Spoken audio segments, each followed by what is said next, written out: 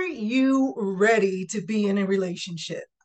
How emotional intelligence helps you recognize your relationship preparedness. Listen, how do you view relationships? Really, be honest. How do you see success in relationships? Because the way you see relationships forms how you value and participate in love connections. How are you investing your time, energy, and emotions? Who are you investing them in? And why? Right? Because they approached you? Is that why you're invested in this person?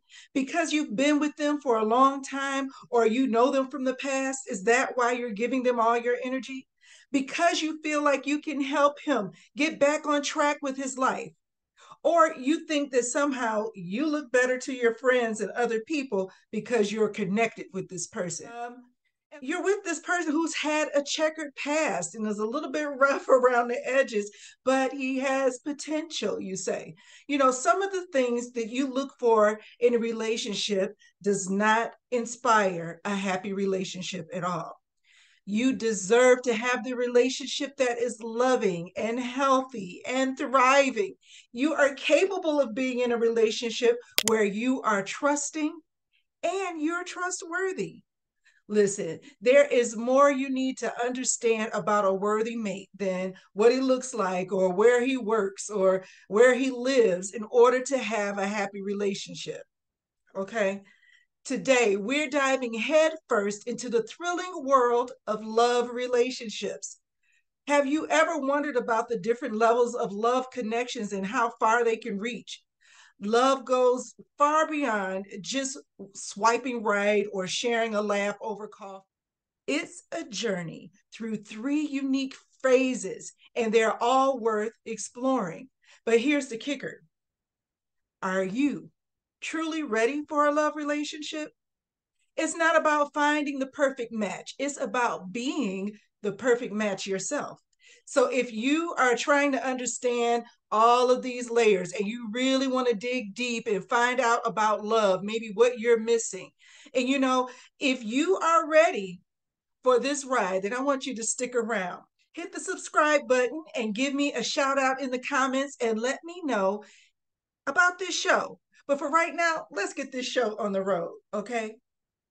Listen, we all want connection. We all want companionship. We desire love. We want someone to hang out with, to share bills with. We want someone who can protect us. I mean, you definitely want someone to protect you in the times where you feel like you always have to stand up for yourself. It's nice to have that support, and then we also want other support. And we want support for us to be the person that we are now, not the person that somebody wants us to be, or even maybe that they see potential in us that they feel like they have to push us to go through. That's not what we want. We want the support that accepts us for who we are right now. And not to mention that in healthy love relationships, there's one benefit that as a good and grown person you can really appreciate, and that is the beauty of great love making and sex. Yeah, I said it. So, to start, do you even know what a healthy relationship looks like? And if so, have you put the emotional work into yourself so that you can get the results that you want? You've had a hard time with finding someone, and you really are looking for someone that's going to treat you right. And we all want that person that is going to be kind to us and support us, and we can trust them with who we really are. But before we can be what we need to be to get that type of person, and if we get that type of person, to hold that type of person and be mutually in love, then there's some work we need to do on ourselves. Because right now, you may have the belief that people in happy relationships are just lying. Like no one's really in a happy relationship. And that happiness is what? Like you find somebody to pay the bills and now you're happy. You just have to settle for that part. Or you find someone who is romantic but doesn't have any money and you just have to deal with it. That's not how life works. And that's not what true relationships are like. Those might be what you call situationships, that you've gotten yourself into. But listen, you can change it around and you can have what's going to make you happy. And you have to work on finding it out. Because right now, you're still of the mindset that someone in the relationship is going to cheat. There's no possible way that both people can be satisfied in the relationship. You'd always say that you'd rather be by yourself than put up with what some women who are in these pretend happy relationships put up with, or what you think they put up with. How you think is limited to what you've seen and what you've experienced in relationships. I often hear people say, well, I don't really know what a healthy relationship looks like. Well, if you don't know what a healthy relationship looks like, then you don't know. So it's time to find out, because the myths that we have about social ideas and the way things are, they originate from what you've seen and what you've learned from childhood. So if you're a good and grown person now and you're still hanging on to those myths about what you've seen and what you saw in relationships in childhood, then it's time for you to explore other avenues and open your mind up to a different way of thinking. Okay. So when you saw how people behaved in relationships in your childhood, or your view was limited, right? Because, you didn't have a full picture of the goings ons of grown-ups at that time, especially your parents. You didn't know anything about adult relationships. You tried to put two and two together when you didn't have the capacity to do it. So sometimes we create the why something happened, or this is the way it is, in our imagination, because we only had bits and pieces of what grown folks were really talking about. And then we had to put it together with our assumptions. And you know what they say about assumptions. I'm not going to say it because, anyway. All right. So, but you can replace these myths. And you can replace these myths by doing something for you and to how you're thinking and how you're dealing with your emotions. And that's by addressing the triggers that you have regarding happy relationships. Because the question remains, are you the person who is ready to be in a love relationship? Not just do you have the capacity to love or do you want love? Are you the person who is ready to do what it takes to, first of all, understand who you are and how you participate in relationships, and then do what it takes to develop and build a happy relationship, and then be that person that you want? Be that person for somebody else. Okay. So sometimes before you could get to that part, you need to be by yourself. And it is a sacrifice, and it is a lesson, and it is a way to really hone in on what you're feeling, and you learn a lot about yourself. You learn what you want. You learn what really is going to make you happy, because you are not splitting your energy trying to minimize conflict in a relationship that's not going anywhere.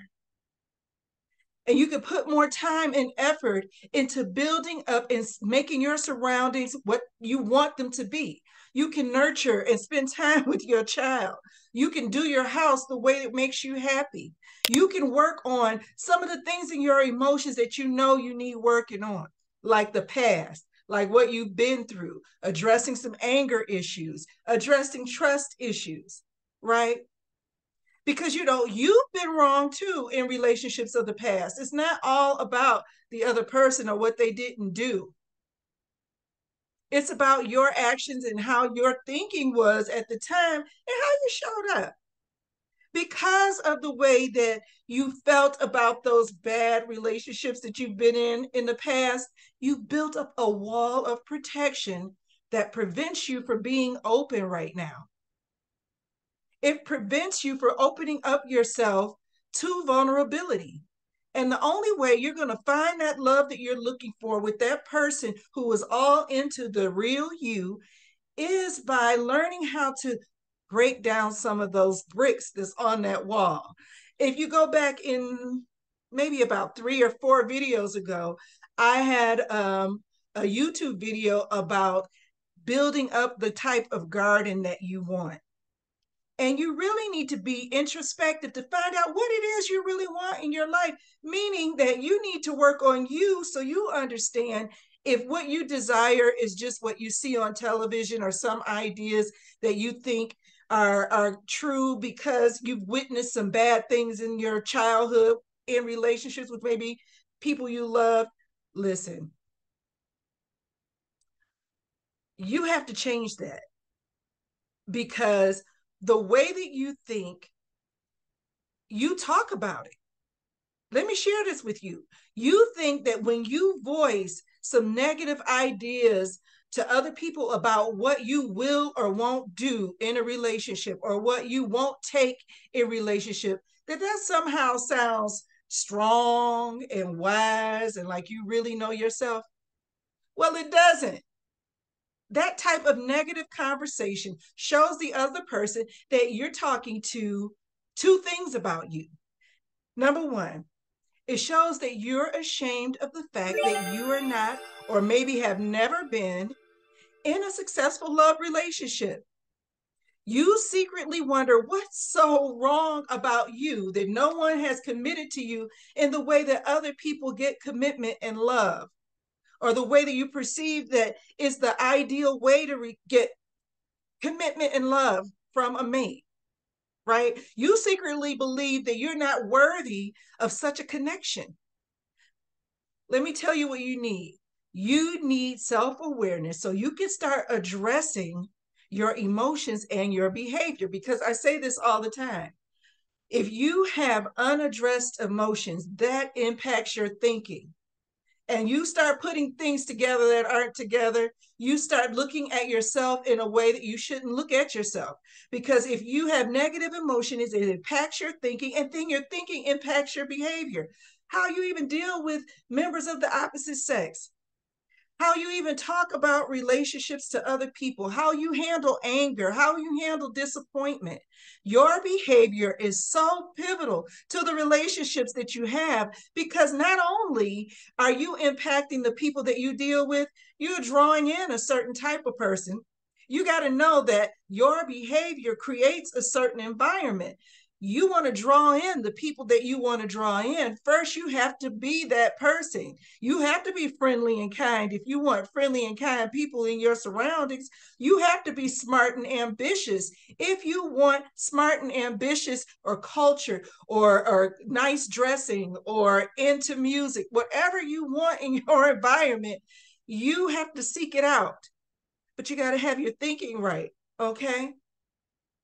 The one thing that's preventing you from having a successful relationship has less to do with finding the right person and more to do with finding out who you are and how you show up to other people. And then you have to recognize your willingness to be different now than you have been before in other relationships, because obviously the way you've been in other relationships hasn't worked. If you are not currently in a successful relationship, or if you've never been in a successful relationship, then something has to change. And the only thing that you can change is you.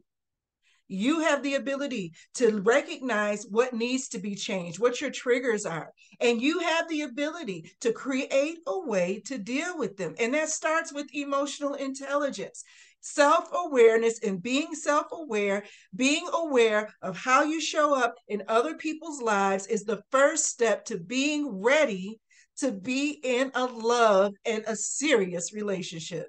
And you got to know, marriage seems like a dream. The whole idea of the wedding is a dream, is a dream, is a dream, is a dream.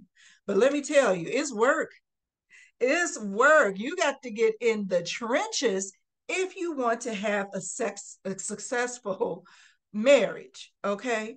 And so I'm going to continue on, but I'm going to tell you about the 3 levels in relationships, because once you master these, then you are prepared to be in the type of relationship you want. So number 2, you have not developed self-awareness to address your past hurt, or you address what you think you've missed out from other people who were either in your life or you feel like you missed out in your life. I know people always talk about women having bad relationships with men if they didn't have a father or a father figure in their life. Well, let me tell you this, from my coaching and from talking to friends and family in all different ranges of age and levels of maturity, if you get with a man who does not have a good relationship with his mother or feels abandonment issues with his mother, then I suggest that you don't go into that relationship. And that doesn't mean you don't feel empathy for this person. But the most important person as you're developing a relationship, and don't let me jump ahead of myself, as we start getting into dating, is you. You don't owe someone your mental space and your energy to try to help them fix problems that they're going to have to fix on their own, because you can't help them do it. And you can't change their thinking. The only person you can change is you. And I keep saying that because so many times we go into relationships thinking that we can make someone better. If only they could see how really smart they are. If only they could see how talented they are. If only they could see. They need to see it, right? Right. And but for you, you have yet to identify your own triggers or to pinpoint some of the things that you do well. You know, when you're missing out on some areas of your life, you're always looking at the negative. What am I doing wrong? What am I missing? What have I not developed well enough? But let me tell you that this, there are some things that you did well, and there's some things that you do well, and that you have to contribute to a relationship. But you need that time apart from relationship to really find out what that is, to really work on developing it even more. You need to recognize that you have valuable strengths in your personality. You know, that smart mouth that you have right now, some people see it as humor. And maybe if you change the direction of your humor, then you would get to be a more likable person or be thought to be more positive than you are right now. Okay. The question remains that are you prepared to handle the type of committed, loving, imperfect, but steadfast relationship that you publicly ridicule, yet secretly admire? Mm-hmm. You have to admit it to yourself. You admire those relationships where people appear to be happy. You want that. Who wouldn't? But dysfunctional and bad relationships diminish your self-worth and your self-confidence. Think about it. Have you ever looked back over a past relationship and wondered, like, dang, what was I thinking? Like, what was I going through that this is the standard that I set for myself? And I worked hard to keep that standard, but for some reason it didn't work out. I mean, you say to yourself, I never should have had some of the experiences that I had in that bad relationship. I never should have endured that type of pain and hurt. I never should have witnessed it. I never should have witnessed that type of cruelty or violence. Or I never should have gotten caught up in something illegal. Or I never should have, compromised my values and my morals to try to have a type of sexual relationship to please this person. That wasn't even me. I should never have experienced this. You have to assess what your standards are and believe that you are worthy enough to wait for your standards and be patient. And sometimes that means not being involved with anybody and working on yourself. You should assess the conditions, the situations, and the people around you at the time of those bad relationships or dysfunction that happened in your life, and then really identify how you let yourself get there. How did I let myself get involved with these people? How did I let myself think that this type of behavior that I did was somehow okay? How did I lose myself? I know who I am, and I know what my morals and beliefs are, but somehow I let my environment sway me away from what I know is right for me. And it's easy to happen because in the beginning, you're dating somebody, you like certain qualities about them, you don't know them. And to tell the truth, you wouldn't know them until a long time from the day you met. But that doesn't stop, and I've been guilty too, that doesn't stop women from having that first date daydream. And listen, this first date daydream is something real. I've had it, I've done it. I hear these stories after first dates where the women are like, yeah, so I see us. Now y'all just went on to dinner and maybe you went to dancing, depending on how you date, right? You just went out for the first time, but yet you see yourself on vacation. You actually pictured him in the linen pants and the Jesus sandals and the shirt just a little bit unbuttoned at the top. You already see yourself in that sarong, honey, and you've lost about 20 pounds. You have pictured yourself on an island with this man, and you don't really know the first thing about him. That means you're not keeping this relationship, this meeting this person in perspective. You should view this person as a friend, and that's it. As a friend, but I get more into that later on. Okay. So you have the first date daydream. So now you're working toward that daydream, right? You let the red flags slide. You've seen some red flags, you let them slide. And then, there comes a time, maybe it's a month into the relationship or a month into, maybe even not that long into it, where you have that one incident, that deciding moment where you could wash your hands of this person or you could stick with this person and ride it out. This is the moment where you make a decision that changes the direction of the relationship, and potentially it changes the direction of your life, because who you're connected to changes your emotions, changes your thinking, changes your behavior, and sets up your environment. Okay. Okay. So the goal of a love relationship is to find a person that is equally yoked with you. And I'm not just speaking of religion. I'm speaking of other factors that make successful relationships. Now, I'm going to share my story. Before my husband and I got together, I had taken time off from dating, period. And you got to be patient and strong. You want to talk about patient and strong. 4 years. In that 4 years, I worked on me. But while I was working on me, I was praying for my husband without knowing who he was. Now, I didn't pray for my husband to look a certain way, to come from a certain area, or, have all these superficial has to things. I prayed about values. I prayed about morals. I prayed about ambition, right? Because the person that you should want to be with should be the person who is kind to other people, the person that respects you in public and in private.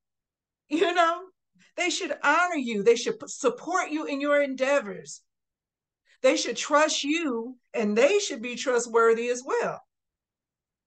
You should be with a person who wants to see you shine. That's the person who makes a worthy mate. Because have you ever wondered why some couples seem to stay strong through thick and thin? They seem like they have this secret sauce, and they do. It's called emotional intelligence. Emotional intelligence gives you this superpower to pick up on all of those small and not so small changes happening in you and in your mate. Because no one is the same. You are growing together. You start out in a relationship one way, and then as you endure certain circumstances, you overcome certain things, you press through certain situations, you have happy moments, you support each other in moments, you start to change as individuals, and you start to change as a couple. Because when you're working on your emotional intelligence, you're basically leveling up for your empathy and your sensitivity. And that's what we all need in successful, loving relationships, right? So here we are. So now I'm going to share with you the 3 levels of the love relationship. So once you understand these levels, you'll better understand what your expectations and commitments should be at each phase, right, of the love relationship. So as you find and nurture the love that you want in your life, you're going to have to recognize some different aspects to these levels and the way that you behave and what you should be expecting. So I'm just going to give you a high level overview. This is just basically an introduction to the concept of chemistry, compatibility, conformity as the levels of happy and successful love relationships. Okay. So this episode, I'm actually making one of a 2-part series about love relationships because there's no way that I could go really as deep as I want to about these different levels and what you should be expecting and what you should expect other people should expect from you at these levels, because I think sometimes there's a blurring of the lines. And that's why we women aren't able to get what they want out of the relationship. And listen, I'm not talking about using somebody. I'm not talking about playing any mental games, but there is a way that you conduct yourself, right? You know the bad ways you can conduct yourself to get bad results. So I'm talking about a better way to operate so that you can get the results that you want. Why are you going to waste time on something that you don't want when you can use that same time and energy to get what you do want? But first, you have to have, in this case, the understanding of the levels of relationship. This is more about protecting your emotions, developing self-awareness and self-worth that will allow you to be a valuable partner in a relationship, right? All right, so the first one, okay, is chemistry. And this is at the dating level. So you always need to be yourself. So many people put on airs, they bring their representative to the first, second, third, fourth, and 3-month date, right? And it's not until later on that an incident happens or something goes off that you really find out who you are in this relationship and how that person is, because they're going to react and it might not be the way that you thought they would have reacted based on their performance up until this point, and you too, based on your performance. So you need to show the other person who you are. And it's no harm in this, because this is the time where you can weed out the people that are just not a good match for you instead of trying to force something, because there are no strings attached. When you're dating, you should be dating more than one person. That doesn't mean that you're intimate with more than one person, but you should date more than one person and be honest about it. Listen, if don't nobody else want you, why should this person want you? And I mean, you're not going to lie. And what is a date? A date is going somewhere with somebody of the opposite sex in the intent to get to know each other so that you can build on a relationship. So, and I'm not talking about 112 questions. I'm really talking about getting to know someone, going to events, going places, mixing with other people after a time, but really getting an opportunity to talk and see how people mix in society. That's what you need to know. Not sit at home and Netflix and chill. You better get out and see if this person know what the right shoes to put on and what fork to use and how to call a waiter over, how to tip somebody, how to act in a museum. You know, if that's what you want, you need to work on finding the person. You're not going to build a man, right? Remember, you're still a single person. Decide if this person that you're seeing, that you're spending this time with, is worthy of your time and emotions. You're not invested in this person. So if you're not getting what you want, then it's no harm, no foul. You can wash your hands and go on about life. It's when you start doing things out of order and not in the right progression and not following these 3 rules. And I'm telling you, that's where you make mistakes. That's where you ruin relationships before they even get a chance to develop.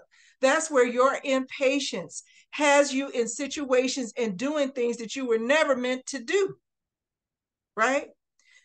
When I was single, before I got married, and in times between my first and second marriage, if I weren't taking time to myself, I had friends. I wasn't having sex with friends, but my dad used to say of other men, he was like, when I was single, like if somebody was having a hard time as a single man, this is where I get some of my wisdom from. I learn a lot from talking to my dad and other men in my life. Anyway, my dad would say, when I was single man, I had a place that I could eat dinner, a different place every night. What that said to me was, if you're a single person, then you're a single person. You conduct yourself as a single person. You have friends. You should never be sitting at home alone on a Saturday night as a single woman, a woman who has worked on herself or is working on herself and knows what she wants, knows what her standards are, and has her own individual interest.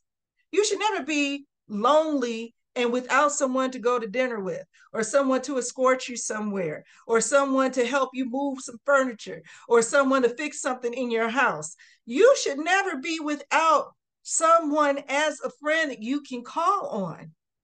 But that first takes work on you. I used to date, and I'm not bragging on anything. I'm just saying, based on my excuse me, knowledge of emotional intelligence, even in a young age, even in my dating years, and I covered this in my book, I had guys that I would date off and on for years. For years. And we would date steady and strong for a while. And then either he would get interested in something else or I would do something else. But then 6 months down the line, one of us would make a phone call. Oh, we could hang out again. Or I would have friends who would just call me every now and then. Hey, how you doing? But as my level of my relationship changed, those relationships changed or ended automatically. But what I'm saying to you is that you have to be the person as a single person who is free to be who you are. Okay. That way, when the time comes, you know that you're ready for the commitment. You know, when your words match your commitment, I match the action, then you know you're ready for commitment. And same with the person you're dating. At the point that you're ready to make commitment, you no longer make excuses for why you can't do something or don't want to do anything. But here's another key that I need to tell you. Please listen to this. Please listen to this. Do not assume that you are in a relationship more than dating, more than friends, unless you have sat down and had a discussion with this person. Do not assume that. So let's get on to the next level, and that is compatibility. That means you're committed to do the things to build the relationship. At this point, you're setting the tone for the relationship. You identify as a couple. Where you go, people know that he's with you and you're with him. But this doesn't mean that you're behaving like a wife. This means that you're a girlfriend. You're not a wife. So this is the point where you establish the roles of the relationship, okay? And every relationship needs roles established. There is no 50-50 and there is no 50-50 all the time. Listen, reality is you have strengths and weaknesses. I'm going to cover that later. Let me get back so I won't keep you forever on here. This is where you establish the roles and you establish boundaries, healthy boundaries. And I've talked before that the boundaries are for you. The boundaries aren't for the other person. Healthy boundaries start with you. This is where you establish whose responsibility is what, according to what works well for your relationship, not according to what someone else's relationship is doing, not according to what your friends say, not according to what you see on television, right? You have to become private at this point about your relationship. You don't need everybody chiming in on what you should do or how you should behave with the person that you are intimate with. Friends and family at this point that you're in a committed relationship need to hold different positions in your life than they did before the relationship. And I'm not talking about your children now. Let me just say that. I'm not talking about children. I'm talking about the input from mama, how much time you spend with your friends, these certain things that we've always done, certain activities that you did as a single person, you're not going to do right now. You're not going to sit up and cake up on the phone and sit on the phone and gossip or do whatever you used to do at the time you're supposed to be with your mate. Those things have to change if you're going to give the energy required to develop this beautiful relationship. So the third level of relationship is conformity. And that sounds formal and it might sound traditional, but listen, let me tell you, if you are in your middle phase and you have to set up these boundaries, you've talked about what you want your future to look like, you know that your goals and your morals align. Now it's time for you to become one. When you're married, you're not the same person as you were when you were single. And your husband's not the same person he was when he was single. You're now one, okay? You have to give your marriage, give it your all. And you can't do that by separating yourself. Now, that doesn't mean that you don't have your me time, you don't have the things that you need. You set up boundaries about what makes you happy. You don't have to spell out societal words and restrictions within your relationship. It should be about what makes you happy, you and your mate, the two of you, the only two that are there, the ones that have the pillow talk, the ones that share the bills, the ones that hear each other's pains, the ones that are struggling with each other as they're going through something at work, the ones who are there in the hospital when there are sick times, the ones who are praying together, the ones who are taking care of the kids when the kids get in trouble. You and that person are one. That is your primary relationship in your life. It includes your children, but there's a hierarchy. This is the primary relationship in your life. And if you disagree with me, then there is some work that needs to be done. And you'll understand that more when you start understanding that empathy, responsibility, vulnerability, and boundaries all equate to building the person who is ready to be in a love relationship. You have to work hard in a relationship, not to give the impression of impropriety. You think about things differently, where you go, how late you stay out, whether you call and let the other person know what you're going through. Your mate's feelings, understandings, and opinions are considered along with yours. So it's not just you anymore. It's you and your mate as one. You are patient now.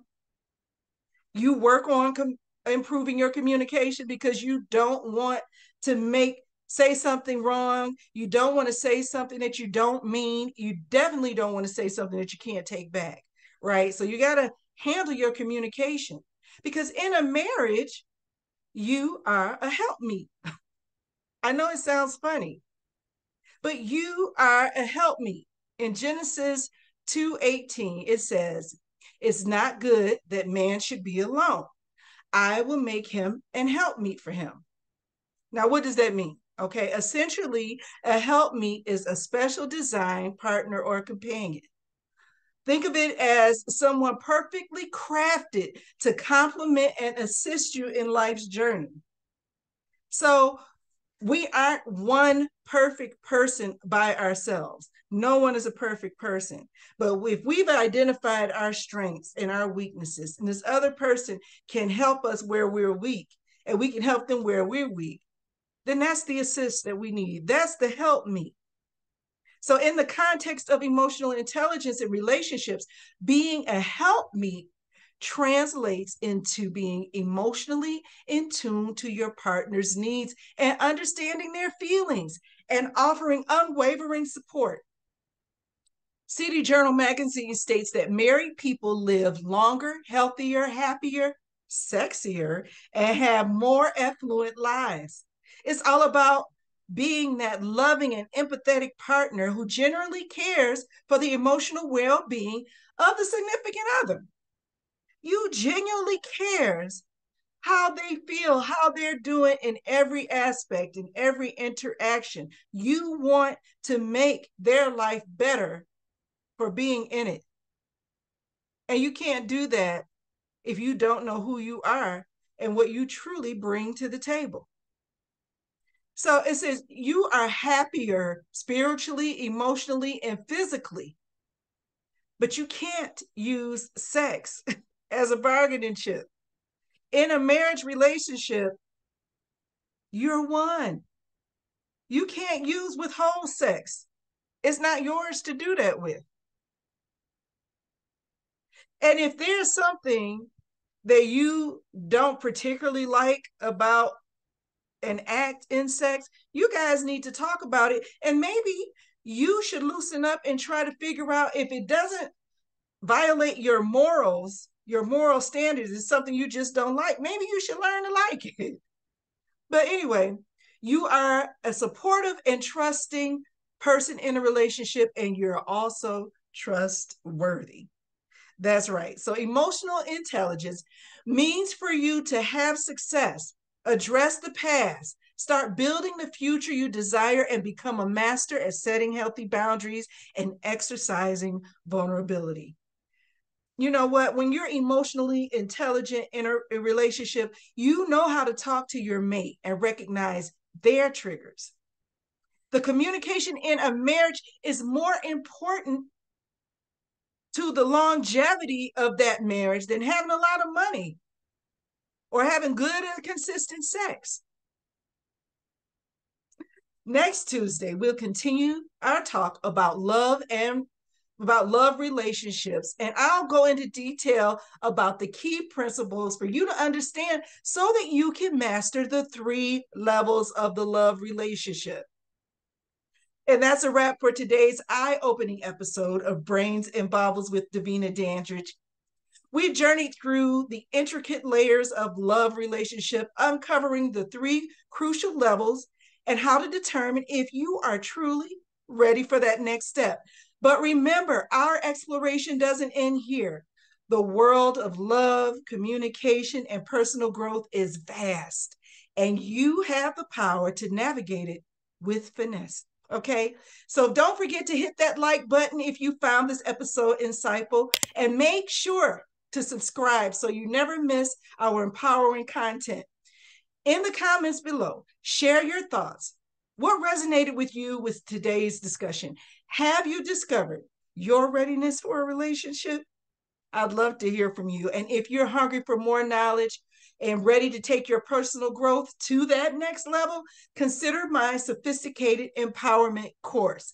It's your gateway to unlocking your true potential and achieving your dreams. Thank you for joining me today. Your journey to becoming the best version of yourself continues. Until next time, keep thriving, keep growing, and keep reaching for the stars. Goodbye.